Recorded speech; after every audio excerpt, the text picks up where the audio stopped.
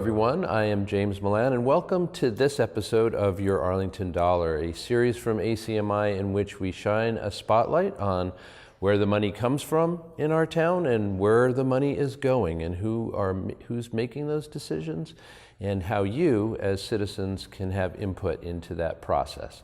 So part of what we're doing here today, or a big part of what we're doing here today, is first of all welcoming to our town hall studio Sandy Pooler, our deputy town manager. Sandy can, for a certain amount of the year, I think, maintain a relatively low profile, but not right now. Not during budget time. Not during budget time. So welcome, first off. And let's provide a little context for what I just said.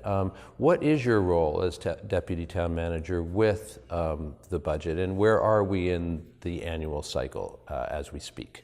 I am really responsible for, in an informal way, overseeing all of the financial operations of the town. So, on the budget side, I work with the town manager and the departments to put together our annual budget documents and deliver those to the finance committee so the members can review that information and report to town meeting. And that generally happens in mid-January, right?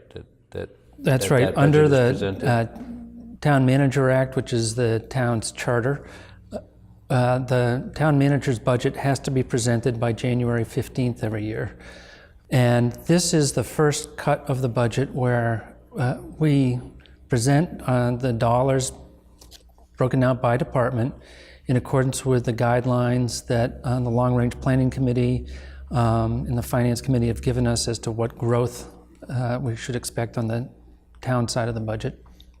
At the same time, the school committee is going through that same process, and they'll be delivering a budget to the Finance Committee. And it's really the culmination of several months' work with our departments. We started meeting with them back in the fall, going over what they saw as a kind of continuation of service budget, making sure that lived within our means. And since we had a little extra room there, we could allow some of the departments to either ask for more money or to suggest rearranging money so that they stayed within their budgets but responded to the whatever program needs they thought we should address at the time. So we wrapped that all up, as I said, in early January, and now the Finance Committee will spend the next month and a half to 2 months meeting with the department heads, refining any changes that they think are necessary, and then presenting a complete budget for town meeting to consider starting town meeting season end of April, really into May. What kinds of changes are you seeing from last year or previous years? And I'm particularly interested in the fact that you mentioned, I think you said we had a little extra to I don't know, play with is the wrong kind of terminology, but a little extra money there so that departments might make an ask that they wouldn't have in the past. How is that the case, number one? And then what changes are you seeing in the town manager's budget? So under the terms of the long-range plan, the town budget goes up by 3.25% every year. And that's built into the plan. And so we start with that, and then we look at what our fixed costs are. So we start with the biggest cost, is probably about 80% of our costs comes from employees, either their salaries or their benefits or pension costs, but all related to employing people. And it really is people that drives the town budget. So we go through an extensive process of looking individual by individual to see under the contracts we have with our unions what people are going to get in the coming year.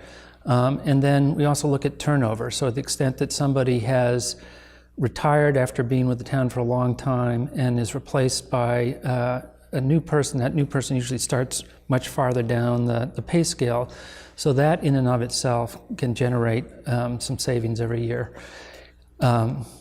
We are also in a collective bargaining year. All of our contracts are up with our unions at the end of June. So for the coming year, for FY19, we've put in what we think is a reasonable amount to count on for settling those contracts. So when you go through all that, add up how much we have to spend versus what we know we have to cover in terms of people, then you look at a few other things. There are a few contracts that we know go up every year, most notably the trash and recycling contracts. Those are long-term contracts. The town has a very good deal on those contracts. We still have to build in about a 2% increase in those every year. So we've built that in. And then there are other sort of quirky things, such as there are going to be 3 elections in FY19 as opposed to the 2 elections that happened in 18. So we just have to cover that. So a lot of pluses and minuses, and just making sure that we have enough money in place to cover all the things that we need to do and to respond to some of the things we've heard from the departments and from the public about their priorities. I think the budget, to a large degree, the annual budget on the town side especially, is largely invisible to residents in town, by which I mean, much of it is going to pay the people who we need to do the jobs that they're doing. But I'm wondering, is there a project, big or small, that people might see happening over the next year that's in this budget that has a more kind of, would have a more visible impact on folks? Well, one of the things we did this last year is we created a parking benefits district in town center. And as people know, we put parking meters in on the street there. And we've used that money, and we're going to be using that money to make improvements in the downtown area. In fact, Adam and I just went to the Finance Committee a couple of weeks ago to get their endorsement of some spending there. And so I think what people will see, it's little things like being able to bring people in the winter after a snowstorm to shovel out the meters and shovel out little pathways along those snowbanks so that people don't have to walk all the way around on a block, but can more easily cut in and out and have access to the meters so that they're not getting tickets and they can feed the meters and so forth. And we'll also be putting money in there to make some improvements to the Russell Common lot and to some of the access from there over to Medford Street. So I think coming in the spring, you'll start, well, this winter, if there's more snow, we'll see that, and in the spring, you'll start to see some of that work happening. And as I mentioned before in the budget, I think you'll start to see more and more tree planting going on starting this summer when the new fiscal year begins. That will be a big impact. So I hope people like what they see. All right, I think that if there's not anything else as far as you're concerned, I'd love to move over to the table over here and open up a computer, look at this long-range planning forecast, and dig into some of those numbers. Great, let's do it. All right, let's do that. All right, well, here we are, and we are looking at, well, why don't you tell our audience what we are looking at? What we're looking at is Arlington's long-range plan. This is a 5-year fiscal forecast that projects out into the future what our revenues and expenses are. Okay, so let's just say 5 years here. We've got fiscal year 2018, and then 2019, 2020, and on through the following 5 years. 2018 is the current year we're in. So this shows sort of a baseline. 2019 is the budget we're about to pass, and then we go forward into the future. And again, we really break it down into revenue, school expenses, town expenses, capital expenses, and then other. Those are the four main expense items plus revenue. Okay, and I think I'll just remind people that though we didn't say it explicitly as part of our previous conversation, the town's budget is roughly divided, I wouldn't say in two, but in two big parts. One is the town operations and the other is the operations of the school department. And we were talking about the town manager's budget, and just to be clear, that covers all town operations. We're still awaiting the school budget for fiscal year 19. Correct. Okay. So I will just thank you for the overview of this chart, and it contains a lot of information and a lot of numbers. Some of those jump out right away, and that's in part because, of course, they are in red. Just say that we are looking right now at offsets and capital carry forward, which sounds probably obscure to most people, but again, I'm noticing that there is a string of red here. And so I just wanted to get your quick explanation for what is going on there. So the three lines above it, exempt debt service, non-exempt service, and cash, are the areas in which we spend money, or the sources from which we spend money on various capital projects. The overall goal is to have that total capital be equal to 5% of the general fund's revenues in any one year. And so these offsets and carryforwards represent sources outside of the general fund that help pay for capital. So I'll give you a specific example. We have some debt service up above in those debt service lines for improvements that were made years ago to the hockey rink. And so what we do is we have an enterprise fund for the rink. The enterprise fund is basically sort of a standalone fund. We run the rink like a business. It generates a modest profit every year. And so from that money, we take some of that and put it as an offset on that line so that we can pay for the debt service with enterprise fund money and not use general fund money. So there are a number of things like that, other sources of funds that have been used over the years to keep the total spending on capital within 5%. So those red lines in particular are not warning red signs. Mm-hmm. Those are indications of how we balance the budget and keep to stated town policy.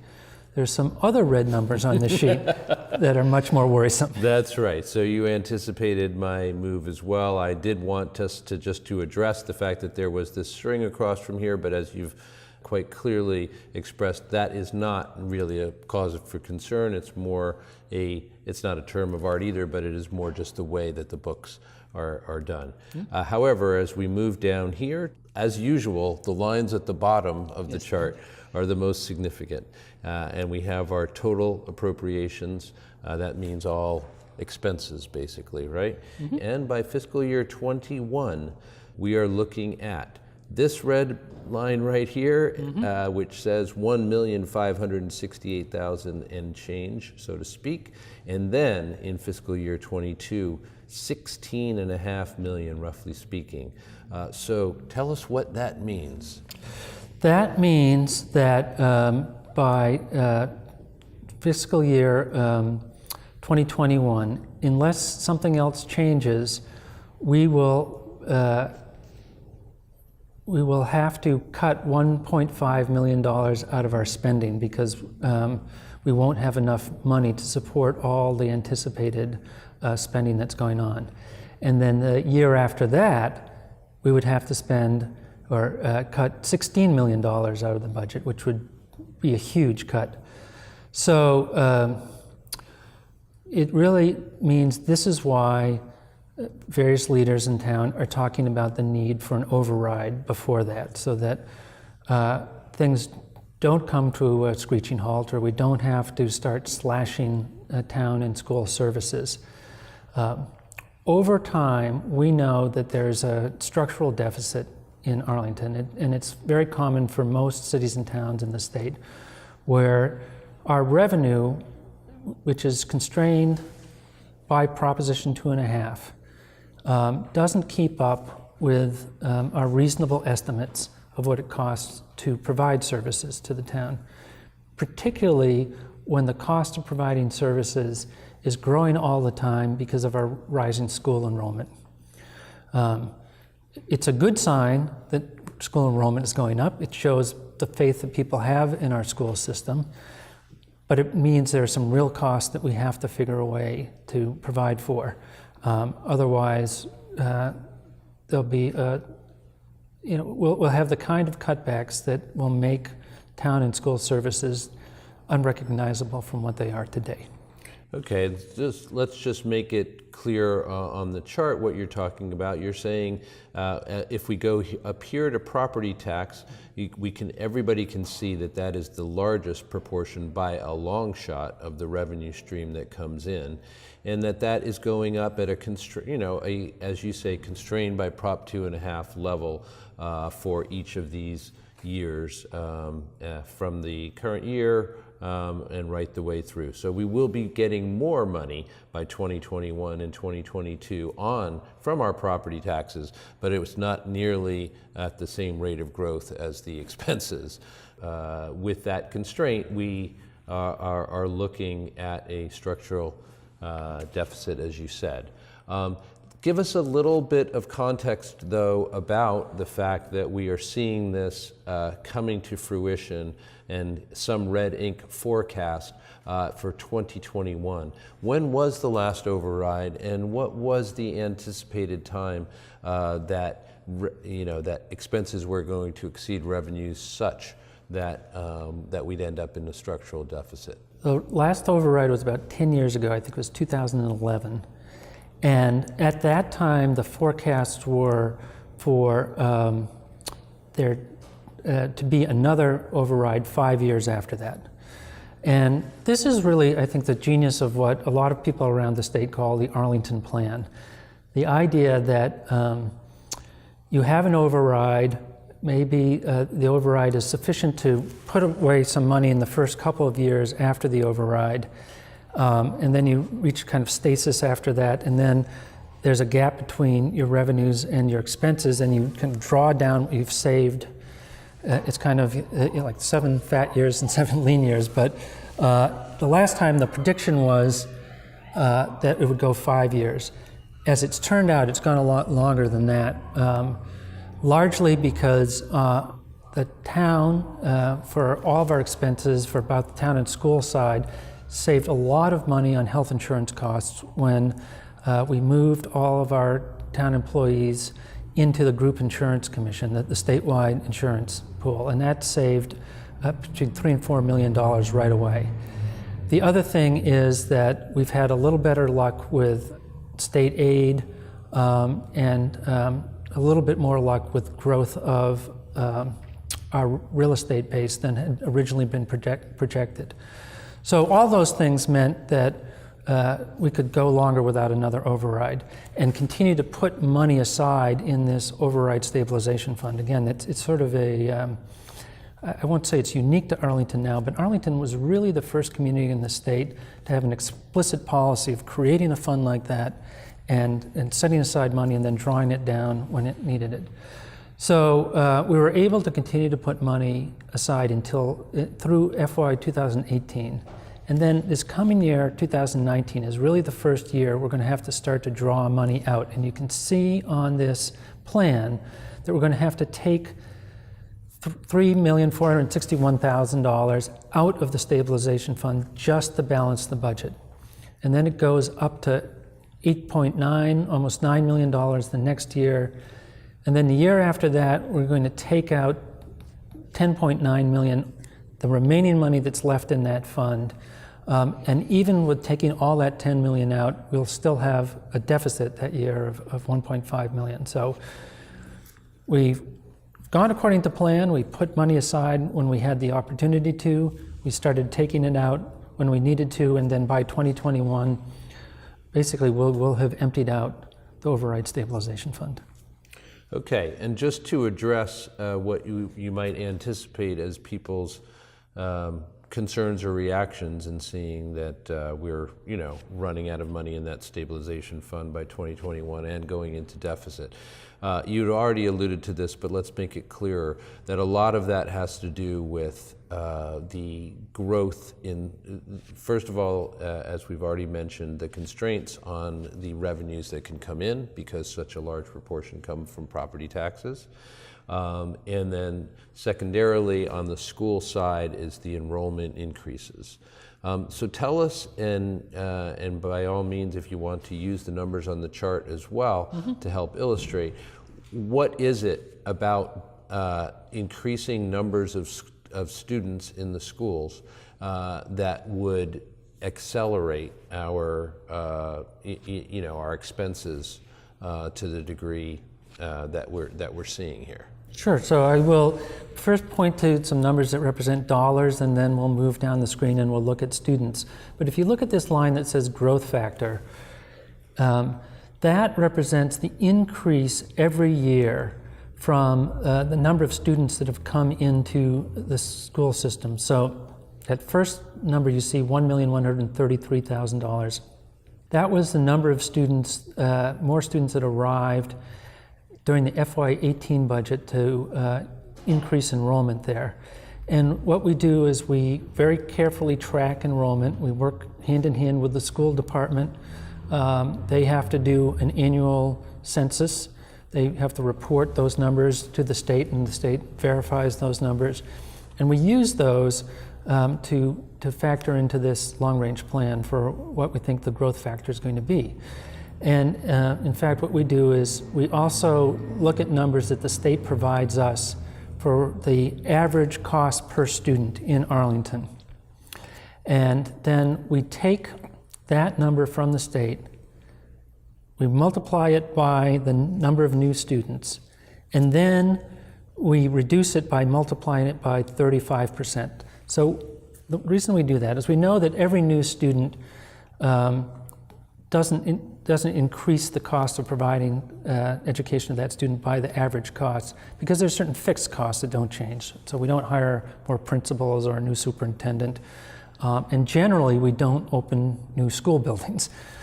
We do hire new teachers and so forth. But there's a mix of fixed costs and variable costs that go into increasing the budget there. But so you can see every year we have experienced and will continue to experience increases in the growth factor. So from 1.1 million to 831,000, then in FY20 we're forecasting 944,000 more dollars, 611 more thousand dollars, and so forth. So that goes up every year, and then we move that number from the growth factor up into the general education costs base, and then by agreement on the long-range planning committee, that is increased by 3.5% every year to account for inflation and wage adjustments for the teachers and so forth. So if you then look down the page, down below these numbers are the actual numbers of the students who have come into the system right here. So in FY18 we had 242 new students. In FY19, 170 new students came.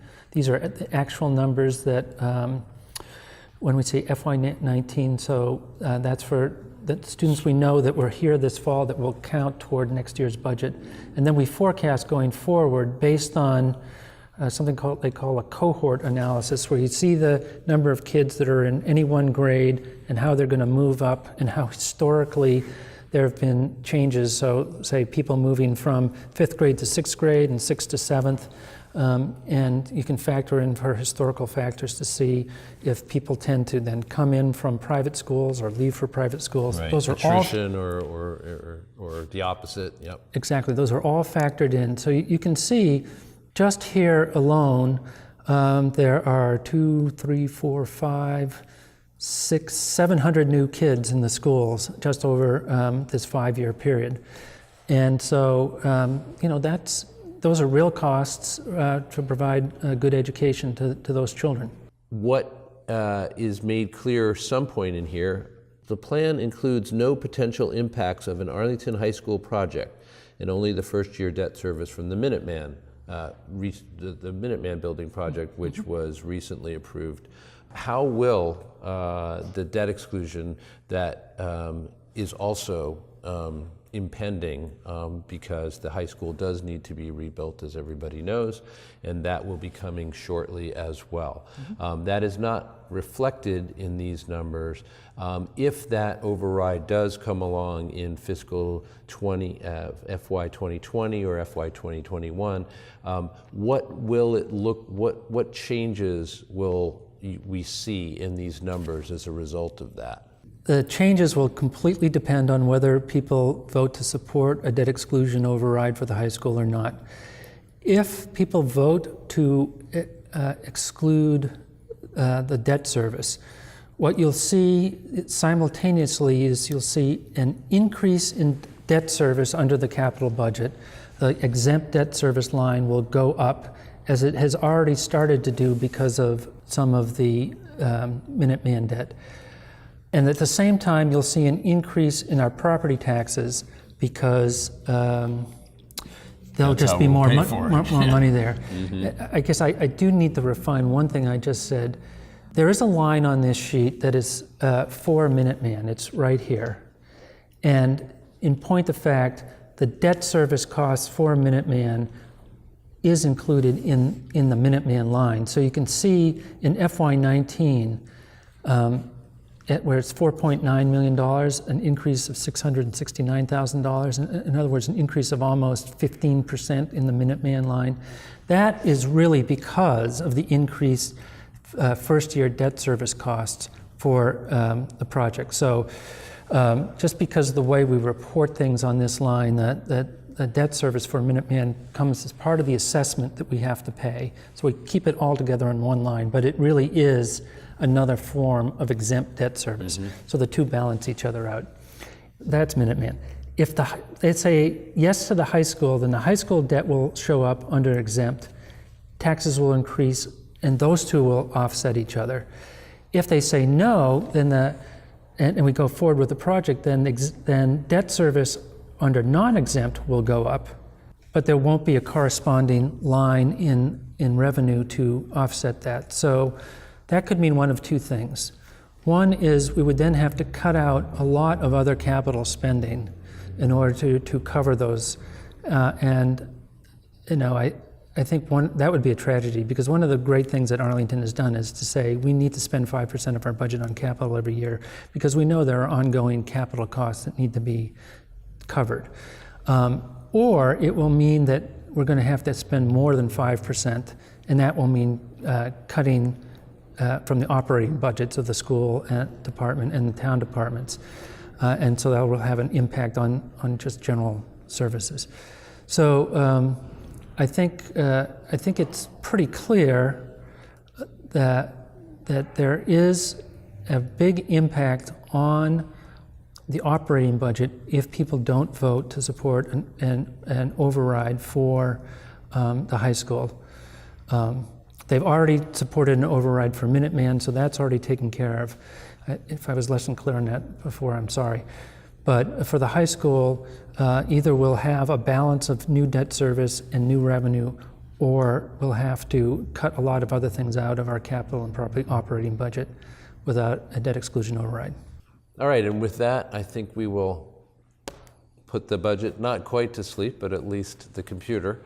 Thank you for taking the time to walk us through what can be fairly confusing for folks, and also to make it clear what the timeline is and why for news that we'll all be wrestling with soon enough. So thanks very much. Thank you, James. We'll let you get back to your work, which is we know is busy. It's a very busy time of year, and it's compelling work. So for Deputy Town Manager Sandy Pooler, I'm James Milan. This is your Arlington Dollar. Thanks for joining us.